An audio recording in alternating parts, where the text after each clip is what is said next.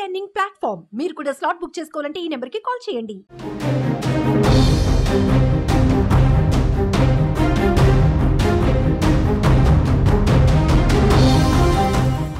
Narsapuram MP Raghurama Krishnam Raju వైసీపీకి రాజీనామా చేశారు. ఈ మేరకు రాజీనామా లేఖను పార్టీ అధ్యక్షుడు జగన్ కు పంపించారు.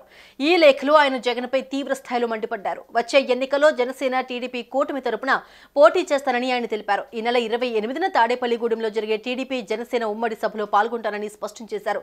ఏ పార్టీ తరపున పోటీ చేస్తారనేది త్వరలో చెబుతారని రఘురామకృష్ణంరాజు పేర్కొన్నారు.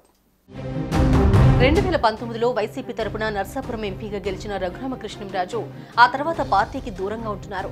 ప్రభుత్వ తప్పిదాలను ప్రశ్నిస్తూ వచ్చారు. రాజధాని విషయంలో టీడీపీకి మద్దతు ప్రకటించారు. అంతేకాదు ప్రతిపక్షంతోనూ సన్నిహిత సంబంధాలు ఏర్పరచుకున్నారు. మరికొన్ని రోజుల్లో ఎన్నికలు జరగనుండటంతో వైఎస్ఆర్ కాంగ్రెస్ పార్టీకి రాజీనామా చేశారు. లేఖ ద్వారా సీఎం జగన్ పై తీవ్ర స్థాయిలో మండిపడ్డారు. పార్లమెంటరీ సభ్యత్వం నుంచి తనను అనర్హుడిగా చేయడానికి మీరు చేసిన ప్రయత్నాలు ఇప్పటి వరకు ఆశించిన ఫలితాన్ని ఇవ్వలేదన్నారు.